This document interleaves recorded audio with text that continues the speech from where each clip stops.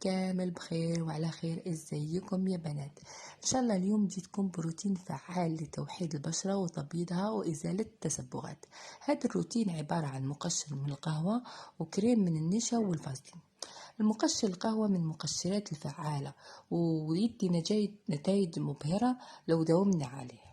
فخلينا نروح نشوف مقادير تاع هذا المقشر. احنا محتاجين مبدئيا القهوة العادية تاعنا، مش القهوة السائلة سريعة الذوبان، القهوة العادية. نحط كمية ونزود عليها السكر بهذه الطريقة، وكمان زيت الزيتون. كلنا عارفين فوائد زيت الزيتون في ترطيب وتبييض البشرة. نحرك هذه المكونات مع بعض.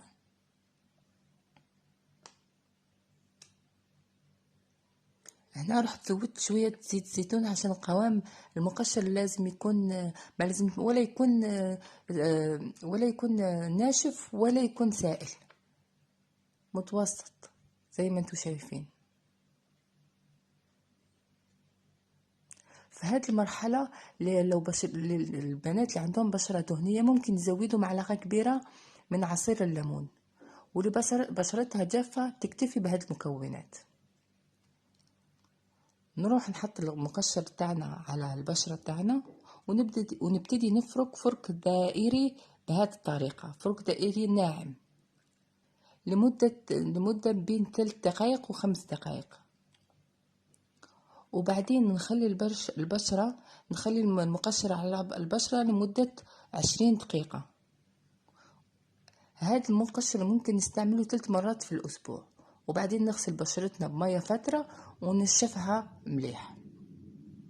خلينا دلوقتي نروح نشوف الكريم اللي احنا هنستعمله. اول حاجه احنا محتاجين فازلين. الفازلين لازم تكون اصليه، والمستحسن ان احنا نشتريها من عند الصيدليه. ومحتاجين كمان معلقه كبيره من النشا مايزينا. كما راكم تشوفون نروح نحط المعلقه الكبيره تاعنا تاع الفازلين بهذه الطريقه،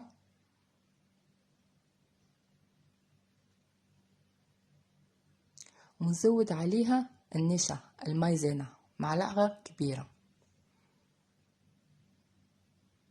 احنا عارفين كمان فوائد النشا الفعالة في تبييض البشرة ويقلل من المسام الواسع. كمان نحرك كل هالمكونات مع بعض كما راكم تشوفوا حتى يرجع القوام كريمي. نفضل نحرك مليح مليح بهذه الطريقة، وهذا هو القوام اللي احنا محتاجينه. كما راكم تشوفوا حيدي ترطيب وبياض فعال ان شاء الله.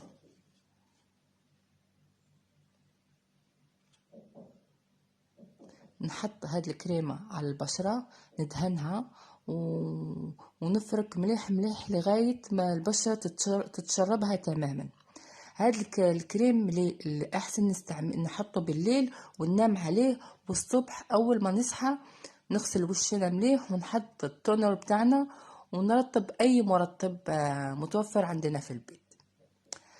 هذا هو البنات. فوالا رانا احنا كملنا الروتين تاعنا بتاع المقشر والكريم. ان شاء الله يكون عجبكم، ان شاء الله تجربوه والنتيجة تكون فعالة في تبييض وتوحيد البشرة بتاعكم. انا ما بقى لي غير نقول لكم تهلاو في روحكم البنات، وباي باي، مع السلامة.